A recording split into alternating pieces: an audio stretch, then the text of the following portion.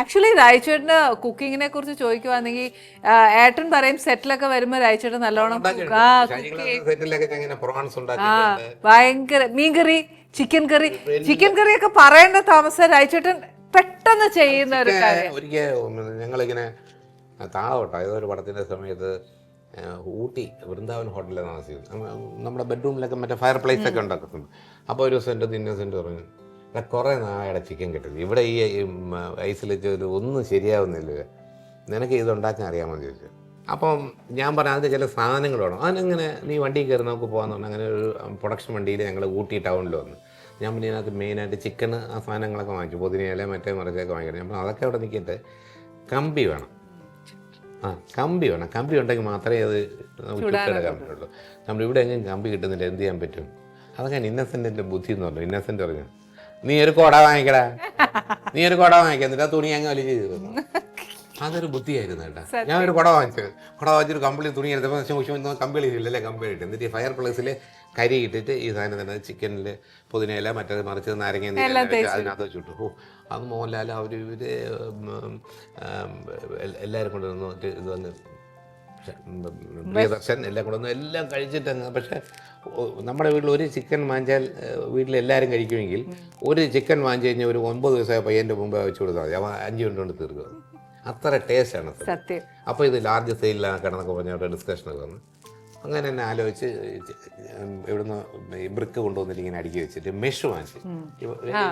ആ മെഷ് വെച്ചിട്ട് അതിന്റെ 10 ചിക്കൻ വാങ്ങിച്ചു, അത് വെച്ചിട്ടുണ്ടാക്കി ലാർജ് സെയിൽ. പക്ഷെ രായച്ചേട്ടൻ ആ ഓരോ കുക്കിംഗ് ചെയ്യുമ്പോഴും ഭയങ്കര ആസ്വദിച്ചാ ചെയ്യുന്നുണ്ട്. രായച്ചേട്ടൻ കുക്കിംഗ് ഭയങ്കര ഇഷ്ടമുള്ള ഒരു കാര്യമാണ്.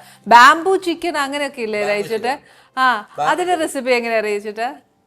ഈ ചിക്കനിലെ ഏറ്റവും നല്ല ഒരു ജ്യൂസി ആയിട്ടുള്ള പോർഷൻ എന്ന് പറയുന്നത് അതിന്റെ മുട്ടിന് താഴെയുള്ള ഭാഗമാണ്. അത് ബോൺലെസ് ആക്കി എടുക്കും. നമ്മളൊരു എന്താ പറയുക, അത് പറയണോ എങ്ങനെ ഉണ്ടാക്കണം? അത് ഈ ചീനച്ചട്ടിയിൽ നമുക്ക് കുറച്ച് വെജിറ്റബിൾ ഓയിൽ ഒഴിച്ചതിന് ശേഷം ചെറിയ ഉള്ളി, സവാള എടുക്കരുത്, ഒരു പച്ചവെള്ളമാണ്, ചെറിയ ഉള്ളിയാണ് ടേസ്റ്റ് ഉള്ളത്. ചെറിയ ഉള്ളി ഇട്ട് വഴറ്റിക്കൊണ്ടിരിക്കുമ്പോൾ അതിനകത്ത് നമ്മൾ ഈ പറഞ്ഞൊരു വെളുത്തുള്ളിയും ഇഞ്ചി, വെളുത്തുള്ളി, പച്ചമുളക് എല്ലാം ഇട്ട് കുറച്ച് വഴറ്റിക്കൊണ്ടിരിക്കുമ്പോഴത്തേക്കും ഈ ചിക്കൻ എടുക്കും, അതിനകത്തോട്ടൊക്കെ ഇടും. വെള്ളമൊന്നും ചേർക്കേണ്ട ആവശ്യമില്ല, ഈ ചിക്കനിൽ തന്നെ വെള്ളമുണ്ട്.